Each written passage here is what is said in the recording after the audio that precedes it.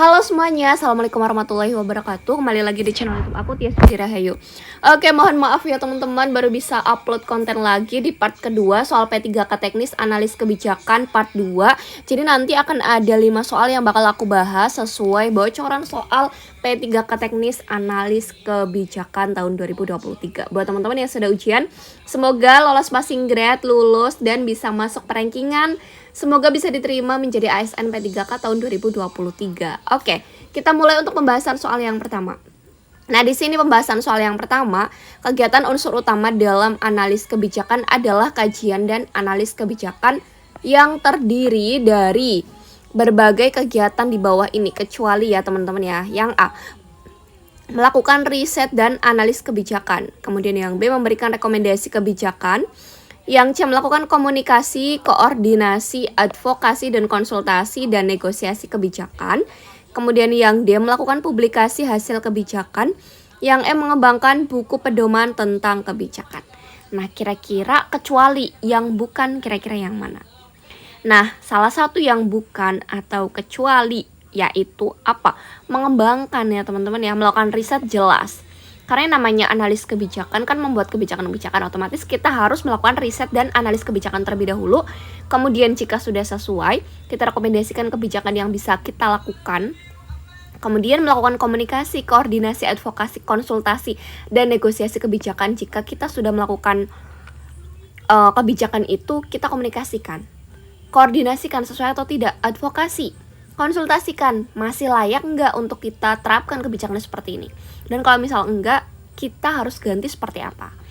Kemudian lawan publikasi hasil kebijakan yang telah di-ACC atau telah disetujui.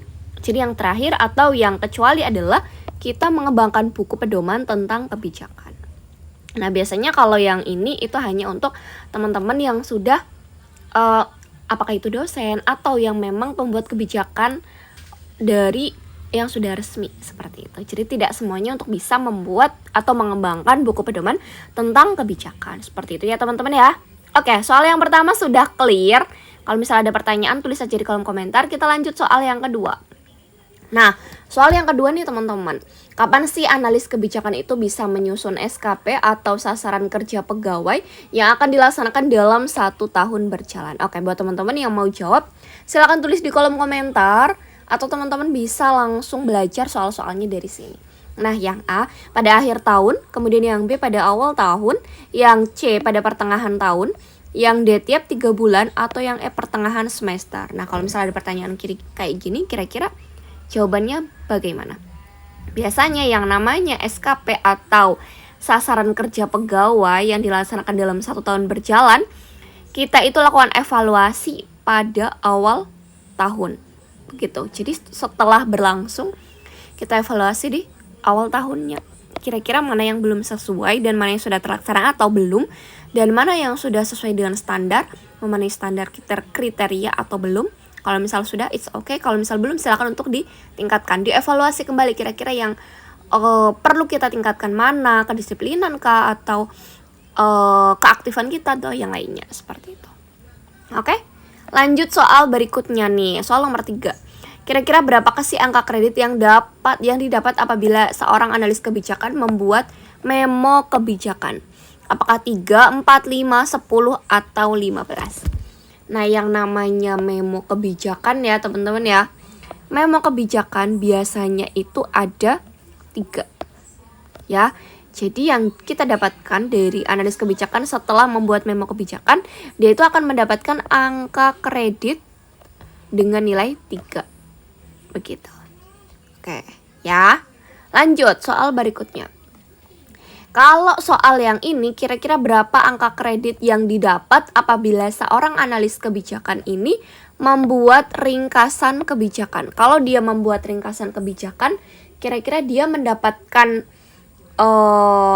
angka kredit berapa sih? Apakah 4, 5, 10, 15, atau 12? Jadi yang namanya ringkasan itu biasanya lebih banyak karena memuat ringkasan keseluruhan dari kebijakan yang telah dilakukan. Nah, kira-kira dia akan mendapatkan angka kredit berapa teman-teman? Karena dia sudah membuat ringkasan kebijakan, otomatis angka kreditnya nggak mungkin rendah. antara 10, 15, atau 20. Nah, karena ringkasan kebijakan itu termasuknya akan mendapatkan angka kredit 10, teman-teman. Ya? Oke, lanjut soal berikut. Nah, soal berikutnya nih teman-teman. Kira-kira berapa sih angka kredit yang didapat apabila seorang analis kebijakan membuat policy paper? 10, 15, 20, 25, atau 40? Nah, karena dia itu seorang analis kebijakan yang membuat policy paper, otomatis dia itu akan mendapatkan 15. Akan mendapatkan angka kredit 15 karena telah membuat yang namanya policy paper kayak gitu. Ya, kalau dia akan mendapatkan yang tadi itu ringkasan, dia akan mendapatkan 10 angka kredit. Kemudian kalau dia membuat memo kebijakan itu kan kayak hanya memo yang kecil gitu kan ya, 3 begitu. Dari yang 3, kemudian ringkasan kebijakan 10, yang terakhir adalah policy paper 15. Ada soal seperti ini, teman sekolah teman-teman itu memberi hadiah ulang tahun kepada teman-teman berupa barang yang menurut teman-teman itu tidak disukai. Sikapnya teman-teman itu bagaimana? Yang A menyimpan dan tidak akan menyentuhnya, yang B menyimpan sebagai kenangan, kemudian yang C menggunakan sekedar untuk menyenangkannya, atau yang D menggunakannya untuk keperluan saya. Nah, dari hadiah itu ternyata teman-teman itu nggak suka. Apakah teman-teman itu akan membuangnya, menyimpannya, menggunakannya, atau untuk keperluannya teman-teman saja? Oke, silakan untuk ditulis jawabannya di kolom komentar. Dan kalau misalnya ada pertanyaan, silakan tulis juga kira-kira apa sih pertanyaannya atau request soal-soal yang seperti apa. Oke, kita mulai ya. Jawab. Nah, di sini menyimpan untuk tidak menyentuhnya itu jangan. Kalau misal ada barang yang diberi, namanya diberi ya teman-teman ya, berarti teman-teman ya harus bisa menghargai itu barang. Oke. Kemudian menyimpan sebagai kenangannya, jangan cuma menyimpan. Kemudian menggunakan sekedar untuk menyenangkan ya, jangan juga. Tapi teman-teman gunakan untuk keperluan teman-teman. Misalnya, teman-teman itu tidak suka dress, tapi dilala ada acara pengajian. Nah, bisa tuh dipakai. Ya kan? Jadi kan bermanfaat dan bisa untuk digunakan bersama. Kemudian teman-teman juga akan ngerasa dihargai. Kemudian juga apa yang teman-teman kasih itu insya Allah akan bermanfaat untuk temennya. Nah, skornya 3. Skornya 4 ada di sini, kemudian skor 3 ada di C, skor 2 ada di B, menyimpan sebagai kenangan, dan skor 1 menyimpan dan tidak akan menyentuhnya. Oke, gampang banget kan teman-teman? Oke, kita lanjut ke soal berikutnya. Nah, soal yang kedua, Anda melihat potensi besar di desa tempat Anda tinggal dan Anda itu dapat berkembang dengan bantuan internet. Namun, sebagian besar masyarakat tidak mengerti cara penggunaannya. Sikap saya itu gimana? Yang A, menunggu aparat desa untuk sadar dengan dirinya. Yang B, memarahi aparatur desa yang lambat menyadari pentingnya internet. Yang C, ikut ambil bagian bersama dengan aparatur negara, aparatur desa, memberikan penyuluhan tentang pentingnya internet bagi desa. Kemudian yang D, mengusulkan pada aparatur desa untuk segera memberikan penyuluhan terkait pentingnya desa. Nah, kira-kira bagaimana tuh melihat potensi di desanya teman-teman itu akan semakin berkembang dengan adanya bantuan internet. Tapi nyatanya desa tersebut itu belum mengerti. Oh iya ya, ternyata internet itu penting. Ternyata dengan internet kita itu bisa berbisnis, dengan internet kita bisa mendapatkan penghasilan dan yang lainnya. Nah, bagaimana tuh harusnya teman-teman sudah bisa gitu kan. Nah, kira-kira jawaban yang paling benar yang mana tuh berdasarkan soal itu. Oke, kita jawab bersama ya teman-teman ya. Kita nggak mungkin untuk menunggu aparatur desa.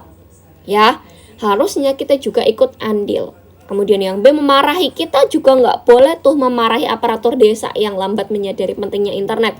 Mungkin aparatur desa pun emang belum tahu begitu. Kemudian yang C, ikut ambil sebagian besar dengan aparatur desa memberikan penyuluhan tentang pentingnya internet bagi desa. Nah, ini yang paling benar. Harusnya kita memang ikut ambil bagian besar bersama dengan aparatur desa memberikan penyuluhan tentang pentingnya internet bagi desa. Ini skor tertinggi ada di situ. Kemudian yang dia mengusulkan pada aparatur desa untuk segera memberikan penyuluhan. Nah, yang pertama adalah kita ikut andil. Yang kedua, kita juga minta tolong bantuan aparatur desa untuk semakin memberikan penyuluhan ke desa-desa atau ke daerah yang terpencil yang memang belum kita jangkau. Begitu. Kalau kita sendiri juga kita tidak bisa seluruhnya gitu. Kita tidak bisa untuk seluruh diberikan. Kemudian yang ke skor 2 kita menunggu aparatur desa untuk sadar dengan sendirinya, dan skor 1 ada di B, memarahi aparatur desa yang lambat menyadari pentingnya internet. Oke, gampang banget kan soal nomor 2 itu sudah bisa gitu. Oke, begitu ya teman-teman ya, itu 5 bocoran soal yang didapat atau yang diberikan dari teman-teman yang sudah ujian. Semoga bermanfaat. Kalau misalnya ada pertanyaan silahkan tulis di kolom komentar, dan semoga teman-teman yang nonton video ini skornya bisa tinggi-tinggi. Harapannya adalah bisa lulus P3K tahun 2023 di tenaga teknis. Terima kasih buat teman-teman yang sudah support channel YouTube aku tutup, bye-bye. Assalamualaikum warahmatullahi wabarakatuh.